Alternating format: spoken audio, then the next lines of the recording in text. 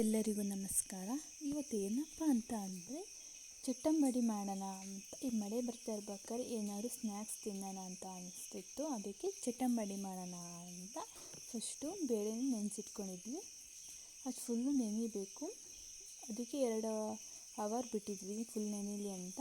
ಅದೆಲ್ಲ ಆದ್ರ ಮೇಲೆ ಸ್ವಲ್ಪ ಸೊಪ್ಪುಗಳನ್ನೆಲ್ಲ ಕಟ್ ಮಾಡಿ ಇಟ್ಕೊಳ್ಳೋಣ ಅಂತ ಕಟ್ ಮಾಡ್ಕೊತಾ ಇದ್ವಿ. ಆಮೇಲೆ ನೆನೆಸಿರೋ ಬೇಳೆ ಮತ್ತು ಉದ್ದಿನ ಬೇಳೆಯನ್ನು ಹಾಕಿ ಸ್ವಲ್ಪ ರುಬ್ಕೋಬೇಕು. ತುಂಬ ನುಣ್ಣಗೆಲ್ಲ ರುಬ್ಕೋಬಾರ್ದು, 1-2 ರೌಂಡ್ ರುಬ್ಕೋಬೇಕು ಅಷ್ಟೇ.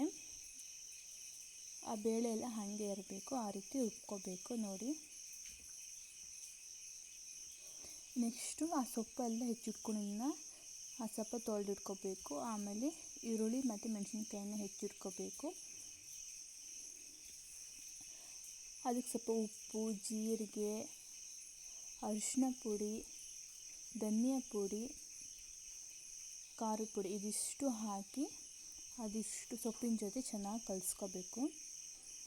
ಅದಿಷ್ಟು ಮಿಕ್ಸ್ ಆಗಬೇಕು. ಉಪ್ಪು ಖಾರ ಎಲ್ಲ ಸೊಪ್ಪು ಈರುಳ್ಳಿ ಜೊತೆ ಫುಲ್ಲು ಮಿಕ್ಸ್ ಆಗಬೇಕು, ಆ ರೀತಿ ಕಲಿಸ್ಕೋಬೇಕು.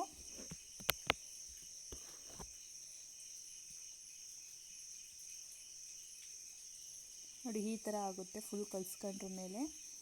ಆಮೇಲೆ ಒಂದು ಬಾಣಲಿಗೆ ಎಣ್ಣೆ ಇಟ್ಟು ಕಾಯಿಸಬೇಕು. ಆಮೇಲೆ ಕಲಸಿರುವಂಥ ಹಿಟ್ಟನ್ನು ರೌಂಡ್ ಶೇಪಾಗಿ ಮಾಡಿಕೊಂಡು ಆಮೇಲೆ ತಟ್ಟಬೇಕು. ಚಟ್ಟಂಬಡಿ ಶೇಪ್ ಬರೋಂಗೆ ತಟ್ಟಿ ಆಮೇಲೆ ಎಣ್ಣೆ ಹಾಕಬೇಕು. ನಿಧಾನವಾಗಿ ಒಂದೊಂದನ್ನೇ ಹಾಕೋಬೇಕು. 4 ಇಲ್ಲ 5 ಹಿಂಗೆ ಬೇಯಿಸ್ಕೋಬೋದು. ಚೆನ್ನಾಗಿ ಬೇಯಬೇಕು, ಒಳಗಡೆ ಎಲ್ಲ ಬೇಯಬೇಕು. ಆ ರೀತಿ ಸ್ವಲ್ಪ ಬೇಯಿಸ್ಕೋಬೇಕು. ಆಮೇಲೆ ತಿರ್ಸಿ ಹಾಕ್ಕೋಬೇಕು. 2 ಕಡೆಯೂ ಚೆನ್ನಾಗಿ ಬೇಯಿಸ್ಕೋಬೇಕು.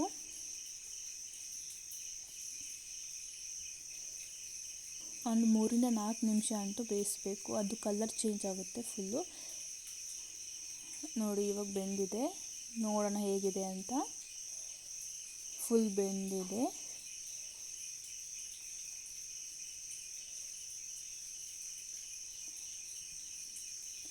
ನೋಡಿ ಫೈನಲಿ ಚಟ್ಟಂಬಡಿ ರೆಡಿಯಾಗಿದೆ. ಇಷ್ಟು ಚಟ್ಟಂಬಡಿ ಆಗಿದೆ.